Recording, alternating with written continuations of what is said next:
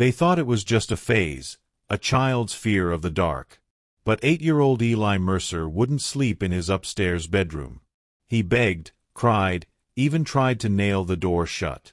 Then one night, his parents forced him up.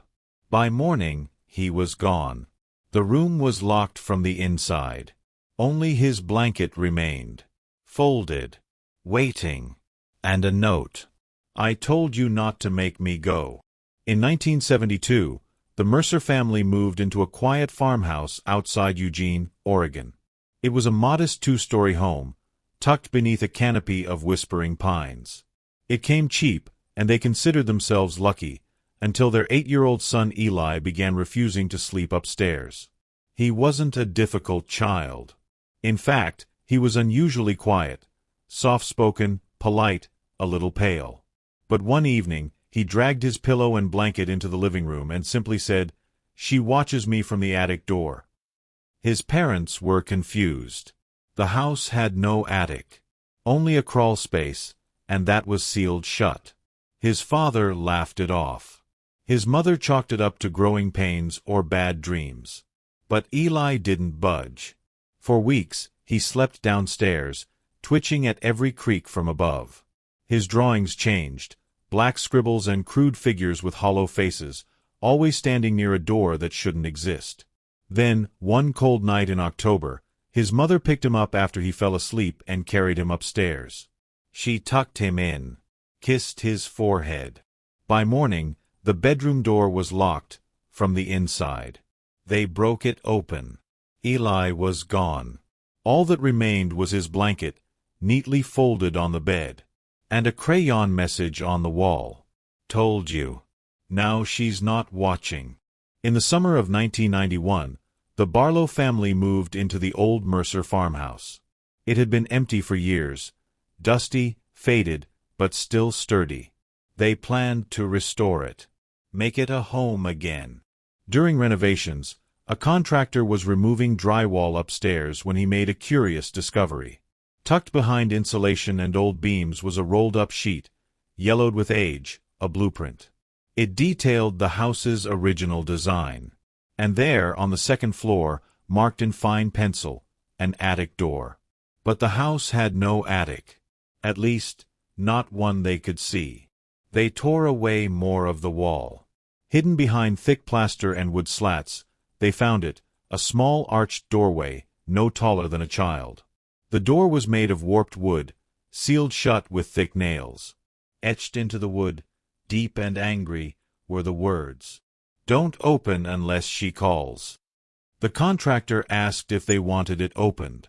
Mr. Barlow shook his head. "Leave it." They resealed the wall. But a few weeks later, their 6-year-old daughter woke screaming. Every night. Same time. "She keeps knocking," she whispered through tears. "She says the other boy opened it." No one slept upstairs after that. In the fall of 2005, the Keller family bought the Mercer house for far less than market value. The realtor cited foundation issues and a history of abandonment, but never explained why the upstairs rooms were so cold, even in the summer. The Kellers didn't ask questions. Their son, Jonah, was 9 years old. Bright. Curious. But after just one night in his upstairs room, he refused to go back. "There's a woman," he whispered. "She doesn't blink. She stands by the door." He started drawing her, page after page. A tall woman, hair like static, mouth too wide. No eyes. Just hollows. Jonah began sleepwalking, always toward the upstairs hallway. One night, his parents found him standing still, hand outstretched toward the wall, right where the sealed attic door had been found years earlier. During a renovation, they discovered something beneath the floorboards. Old toys. Wooden animals, cracked marionettes, a porcelain doll with one missing arm. None of them belonged to Jonah. That winter, on the night of the first frost, Jonah vanished from his room. No signs of forced entry. No prints in the snow. Just the window open, though it had been painted shut for years. On the sill sat one of the old toys. Its cracked face had been repainted into a smile. And where there had once been blank wall, the attic door was back. And it was open. In the summer of 2012, a small but growing group of paranormal enthusiasts launched a podcast called the Knockers Club, named after the mysterious knocks heard in haunted buildings. Their mission: spend the night in locations with dark histories and record everything. When they reached out to investigate the Mercer house, no one in town replied. They went anyway. That night, 3 hosts, Travis, Lena, and Chris, set up mics, cameras, and thermal gear. The house was freezing. They joked about it, called it haunted air conditioning. But the laughs didn't last. Just after midnight, a whisper comes through the audio. Stay downstairs. They hadn't gone upstairs yet. Then, scratching. Then, knocking. Slow. Deliberate. From above. Chris goes to investigate. His mic cuts out. His camera feed turns black. The others wait. He doesn't come back. When they finally find the courage to climb the stairs, the attic door is wide open. But there's no attic. Just darkness. They flee. The episode airs hours later. Distorted. Fragmented. But the whisper is clear. He stayed. By morning, the entire podcast feed is deleted. Their website, gone. Socials, wiped. Lena is later found wandering a highway 5 miles away, barefoot, her feet raw and bloodied, her mouth torn at the corners like she'd been smiling too long. She doesn't remember who she is. Only one thing: don't sleep upstairs. In 2016, renowned paranormal investigator Linda Rowe rents the Mercer house under a false name. She doesn't want the media involved. Not this time. She's here alone. No crew. No backup. Just candles, relics, and a half-dozen antique cassette recorders. Every night, she performs protective rites in the upstairs hallway. Latin chants.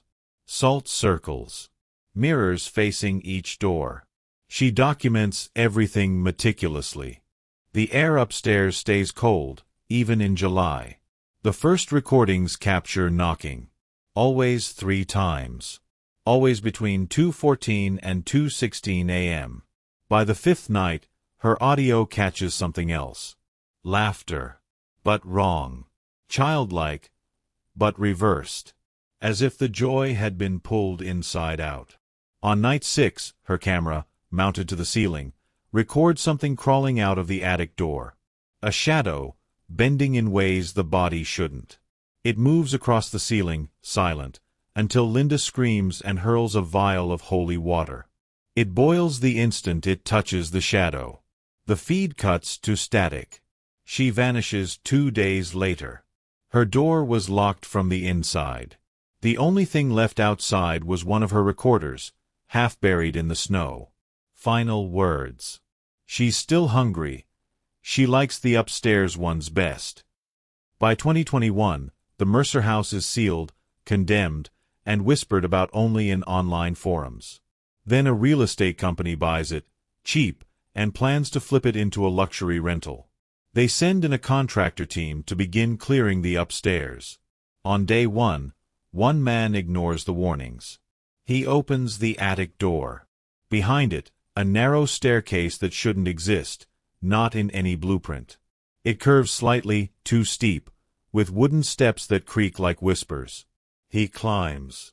At the top is a room the size of a nursery, low ceiling and silent. Every inch is lined with children's belongings. Shoes, folded blankets, crayon drawings of a smiling woman with no eyes. But at the center stands a mirror. Tall, dusty, ornate. It reflects nothing but shadows. He looks in, sees himself as a blur, then someone else standing behind him. He slams the door, leaves his tools, and quits on the spot. That night, he dies in his sleep. No foul play. Just dust beneath his fingernails. Dust from a staircase that didn't exist until he climbed it. The Mercer house stands empty now, officially. But neighbors talk. They say upstairs lights flicker on, always around 2:13 a.m. Sometimes it's just a faint glow behind torn curtains. Other times, they see him. A boy. Wrapped in a blanket. Staring out. Not moving. Not blinking. One night, a delivery driver parks nearby. As he fumbles for a flashlight, he hears a whisper, low and urgent, right behind his ear. "Don't send them up." He bolts. Tells police.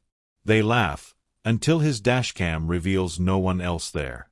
The attic door, sealed years ago, remains untouched, physically. But every year, a new visitor disappears.